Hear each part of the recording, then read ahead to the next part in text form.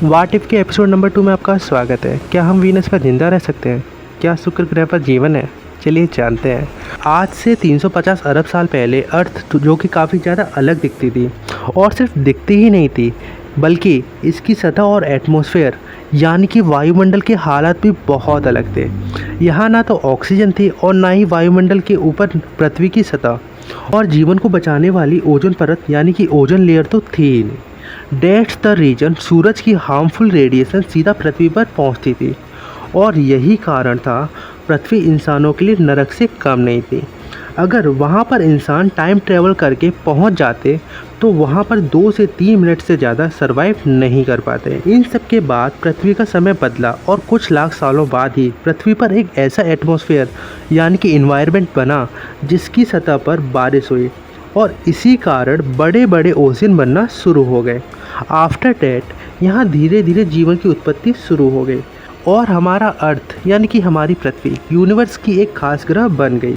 और do you know, क्या आप जानते हो जो पोजीशन आज से अरब साल पहले हमारी पृथ्वी की थी, वैसी ही पोजीशन आज के समय सौरमंडल में मौजूद पृथ्वी के पड़ोसी ग्रह वीनस की है, जहाँ की सतह का तापमान यानी सरफेस टेम्परेचर 415 सेल्सियस है, और ये जीवन के लिए किसी नर्क से कम नहीं है। बट नासा की एक रिसर्च में ये सामने आया है कि वीनस यानी शुक्र ग्रह हमेशा से ऐसा नहीं था, बल्कि आज से 2-3 अरब साल पहले शुक्र पर समुद्र थे।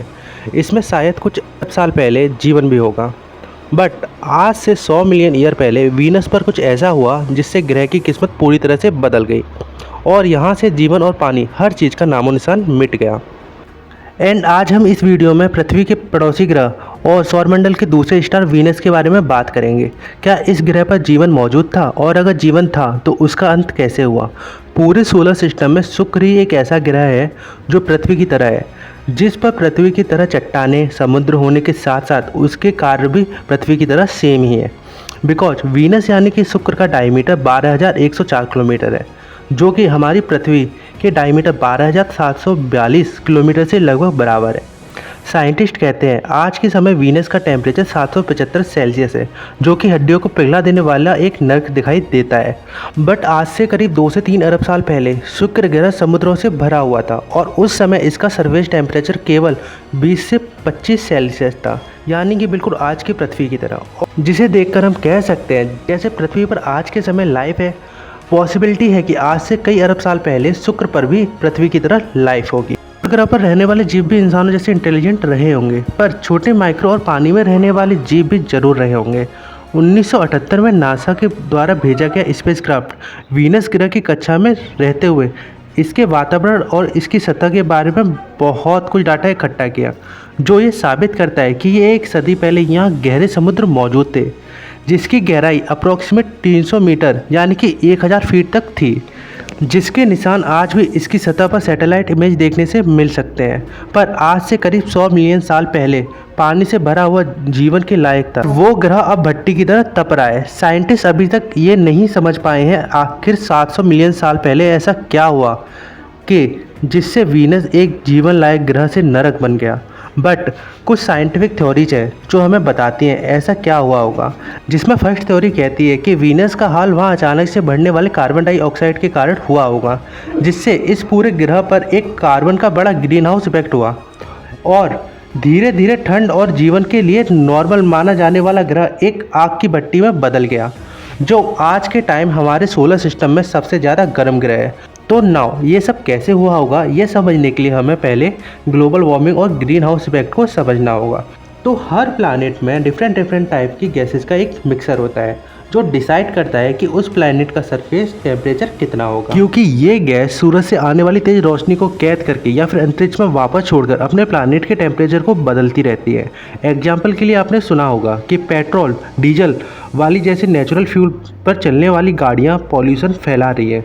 दैट्स द रीजन हमारा इन्वायरमेंट टाइम के साथ साथ गर्म हो रहा है, ग्लेशियर पिघल रहे हैं। तो यहाँ पर अगर हम इस बात को हम साइंटिफिक लैंग्वेज में समझते हैं तो लोगों का कहना है कि नेचुरल फ्यूल के यूज से हमारा इन्वायरमेंट में कार्बन डाइऑक्साइड की मात्रा बढ़ती जा रही है, जो हमारे ग्रह यानी प्लैनेट के वायुमंडल में मौजूद है, और कैसे हम गैसेस की मिक्सर को अनबैलेंस करके उसमें कार्बन डाइऑक्साइड को बढ़ा रहे हैं। और क्योंकि कार्बन डाइऑक्साइड सूरज के प्रकाश को दूसरी गैसों के मुकाबले ज़्यादा ऑब्जर्व करती है, दैट्स द रीज़न जितना ज़्यादा मात्रा में कार्बन डाइऑक्साइड हमारी इन्वायरमेंट में होगा, हमारा प्लानेट उतना ही गर्म होगा।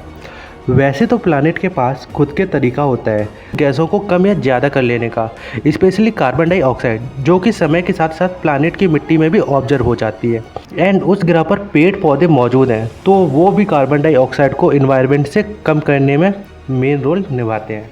पर कभी कभी ऐसा भी होता है जब ग्रह की सतह कार्बन डाइऑक्साइड को ऑब्जर्व करना बंद कर देती है, और ऐसे में कार्बन डाइऑक्साइड वायुमंडल में बढ़ती जाती है और ग्रह का तापमान भी तेज़ी से बढ़ने लगता है। और अगर ऐसा कुछ पृथ्वी पर भी हुआ तो तापमान पानी को द्रव बनाए रखने वाले नॉर्मल टेम्परेचर से ज़्यादा गर्म हो जाएगा। फिर धीरे धीरे पृथ्वी के ध्रुवों पर मौजूद बर्फ़ पिघलने लगेगी और समुद्र का स्तर भी समय के साथ साथ बढ़ता जाएगा। अगर तब भी वायुमंडल में कार्बन डाइऑक्साइड की मात्रा कम नहीं हुई तो बढ़ती ही गई, तो ऐसे में ऐसा भयानक समय भी आएगा जब पृथ्वी के वायुमंडल में कार्बन डाइऑक्साइड दूसरी गैसों की मात्रा में ज़्यादा होगी, और इसके चलते पृथ्वी पर आने वाले प्रकाश को हमारी पृथ्वी ज़्यादा मात्रा में ऑब्जर्व करेगी। इसकी सतह का तापमान इतना ज़्यादा हो जाएगा कि वहाँ पर द्रव पानी वायुमंडल में उड़ चुका होगा। पृथ्वी की सतह पर न कोई समुद्र होगा, न कोई नदियाँ और न ही जीवन। इतना ही नहीं, बल्कि इस समय पृथ्वी की सतह का तापमान भी इतना ज़्यादा होगा कि इंसानी शरीर इस तापमान को झेल नहीं पाएगा। इसके अलावा क्योंकि वायुमंडल में कार्बन डाइऑक्साइड की मात्रा दूसरी गैसों से ज़्यादा होगी, तो ऐसे में पृथ्वी पर सांस लेना संभव नहीं होगा।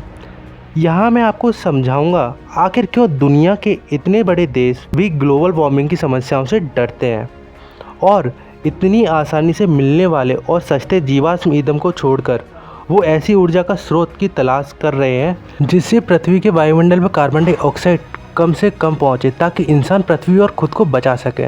अब अगर आप समझ गए तो आपको बता दूं कि शुक्र के साथ भी आज से 700 मिलियन साल पहले कुछ ऐसी ही घटना हुई थी, जहां इसके वायुमंडल में अचानक से कार्बन डाइऑक्साइड की मात्रा काफ़ी ज़्यादा बढ़ गई, और इस तरह से इसकी सतह ने भी कार्बन डाइऑक्साइड को वापस से ऑब्जर्व नहीं किया, जिससे इसके वायुमंडल में मौजूद गैसों के मिश्रण को पूरी तरह से बदल कर रख दिया। एक तरह से कहें तो इसके वायुमंडल का पूरा कंस्ट्रक्शन ही बदल गया, जिसके कारण सूरज के प्रकाश को काफ़ी ज़्यादा ऑब्जर्व करने की शक्ति बढ़ गई और इसने ऑब्जर्व करना शुरू कर दिया। और धीरे धीरे climate change, green house effect के कारण यह पूरा ग्रह सूरज के सबसे करीबी ग्रह मरकरी और बुध ग्रह से भी ज़्यादा गर्म हो गया, और इसकी सतह पर मौजूद सभी पानी के बड़े बड़े समुद्र ख़त्म हो गए और यहाँ से जीवन भी ख़त्म हो गया। वैसे इस तरह का इवेंट पृथ्वी की हिस्ट्री में भी रिकॉर्ड किया गया है, जहाँ कई रिसर्च ने पाया गया कि आज से करीब 500 मिलियन साल पहले पृथ्वी पर भी एक बड़े वॉल्केनो के चलते पृथ्वी के वायुमंडल में कार्बन डाइऑक्साइड की मात्रा बढ़ गई थी, और उस समय हमारे ग्रह की सतह ने भी उस कार्बन डाइऑक्साइड को तुरंत ऑब्जर्व नहीं किया, जिसके चलते उस समय पृथ्वी का तापमान और वातावरण भी काफ़ी ज़्यादा खतरनाक हो गया, जिससे उस समय पृथ्वी का जीवन भी पूरी तरह से समाप्त हो गया था। पर धीरे धीरे हमारे ग्रह की सतह ने वायुमंडल के कार्बन डाइऑक्साइड को अपने अंदर ऑब्जर्व करना शुरू कर दिया और पृथ्वी का वायुमंडल दोबारा से नॉर्मल हो गया। क्या आप जानते हैं कि आखिर शुक्र ग्रह के साथ ऐसा क्या हुआ इसने इस ग्रह को नरक बना दिया? वैसे वीनस पर अभी काफ़ी कम रिसर्च हुई है, इसीलिए अभी कुछ पक्के तौर पर हम नहीं कह सकते कि अचानक इतनी मात्रा में कार्बन डाइऑक्साइड आई कहाँ से। लेकिन अगर वैज्ञानिक तौर पर देखा जाए तो इस तरह के अचानक बदलाव करने के काबिल दो ही तरह के इवेंट के नाम आते हैं। सबसे पहला, किसी बड़े एस्टेरॉयड की टक्कर, जिससे शुक्र की सतह के नीचे मौजूद कार्बन डाइऑक्साइड सीधे जाकर वायुमंडल में पहुँच गई और समय के साथ साथ ग्रह को ऐसा बना दिया कि जीवन के लायक ही नहीं रहा। कि दूसरा कारण, जिस पर ज़्यादातर वैज्ञानिकों का यकीन नहीं है, वो कहता है कि आज से करीब 700 मिलियन साल पहले एक साथ कई बड़े ज्वालामुखी का विस्फोट हुआ, जिससे काफ़ी ज़्यादा कार्बन डाइऑक्साइड वायुमंडल में पहुंची और इसके बाद से यहाँ तक कि नॉर्मल वातावरण भी नहीं हो पाया और कई ग्रह इसके बाद धीरे धीरे गर्म हो गए और आज के वीनस की तरह बन गए। एक और शायद सौरमंडल में हो सकता है कि शुक्र हमारा दूसरा घर बन सकता था। वीनस पर रिसर्च कर हम जान सकते थे, समझ सकते थे कि आखिर इस ग्रह के हालात ऐसे हुए कैसे और कैसे हम अपनी पृथ्वी का भविष्य इस तरह बनने से बचा सकते हैं।